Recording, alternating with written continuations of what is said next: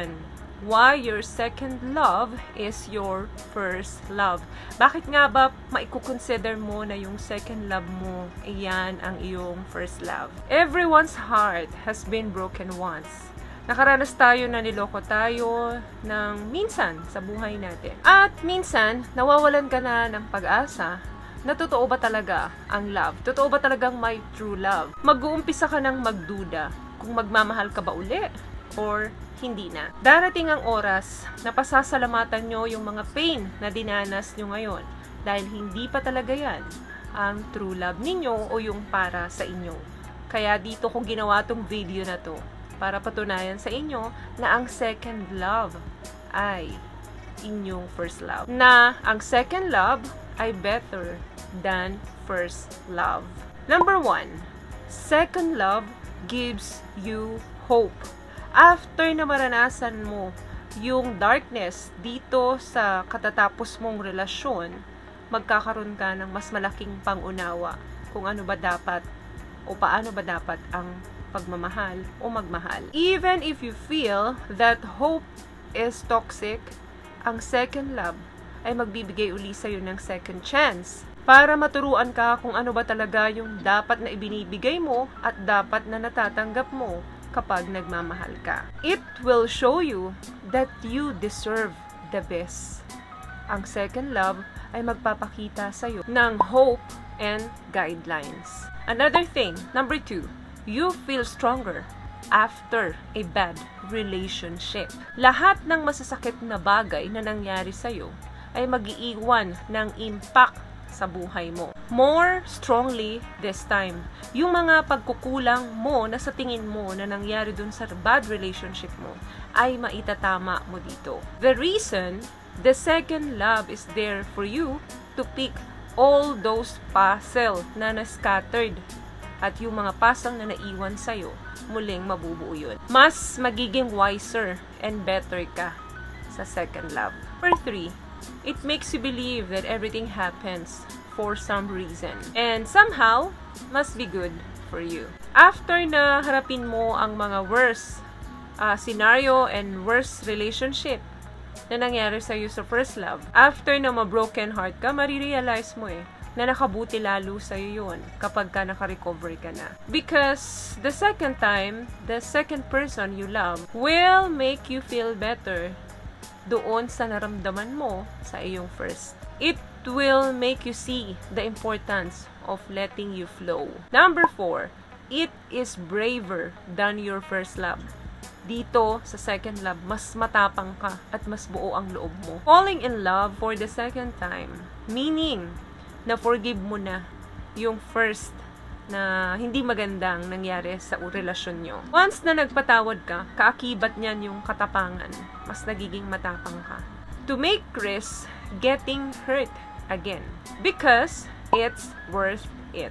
Mas braver and mas matapang ka dahil after na mangyari yung mga mistakes doon sa first, sinubukan mo uling magmahal o pumasok sa isang relasyon kahit na alam mo na may posibilidad na mangyari uli yung naging problema doon sa first. Willing kang harapin mo kung ano man yun dahil alam mong kakayanin mo uli. Dahil familiar na sa'yo ang mga ganong bagay. Another thing, the second love make more sense. Kahit may sense kasi hindi ka na nagbe-base doon sa mga fantasy mo dati nung you were childhood or lagi kang nanonood ng mga love romantic movies na parang yung love is perfect. Hindi na ganun. Hindi ka na bulag na puro kailangan love lang and last lang. Ang second love, yan na yung real kasi hindi na yan bulag, hindi na yan reckless, hindi na yan toxic. Hindi na yan nagbe-base sa mga expectations and obsessions. This is because na-learn mo na yung sarili mo ng husto.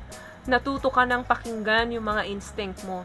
At natuto ka nang magkaroon ng mga mas mature decision. Dahil nga pinagdaanan mo na. At minsan, naging alone ka. Kaya dun mo na-realize lahat ng mga sobra at lahat ng mga kulang. Kaya pagpasok mo dun sa second love, mas may sense ka na. Mas may sense na yung relasyon na naibibuild mo, na itatayo mo. Unlike nung una, it's more on expectations, obsessions, and assume. Another thing, second love tuturuan ka niya na mas pahalagahan mo yung sarili mo.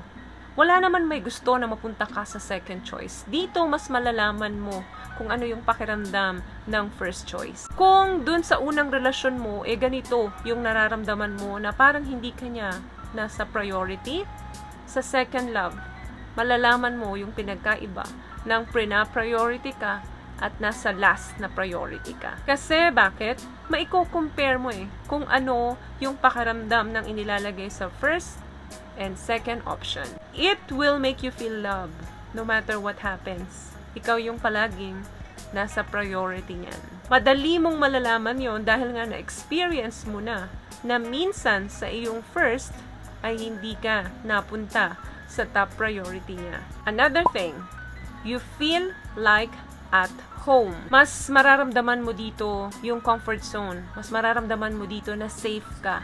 Mas mararamdaman mo dito na there is someone always na naghihintay sa'yo sa pagbabalik mo. It will be your refuge in the storm. Dahil dun sa first, palagi kanyang naiiwan mag-isa. Palagi kanyang naiiwang talunan. Palagi niyang ipinaparamdam sa'yo na hindi ka kasama doon sa top ng priority niya. So, makakaramdam ka na you are not worthy enough. Pero sa second love, makakaramdam ka dyan ng comfortable. Kung ano ka, mamahalin ka niya. Magiging totoong-totoo ka sa sarili mo. Komportableng-komportable ka kung ano yung itsura mo. At pag yan na ang naramdaman mo doon sa kapartner mo, doon mo na sasabihin na ito ang real love. Kasi mararamdaman niyo yan guys kapag hindi pa siya, parang meron kang iba pang personality. Pagkasama mo siya, iba ka. Pagkasama mo siya, iba ka rin kapag ka nasa ibang tao ka. At kapag mag-isa ka. So, nai-split yung personality mo. So, parang piniplease mo yung sarili mo na magustuhan ka lang nung taong kasama mo ngayon. Maaring yun yung first. Pero kapag real love, at minsan second love ito na-experience, parang lahat favor sa'yo.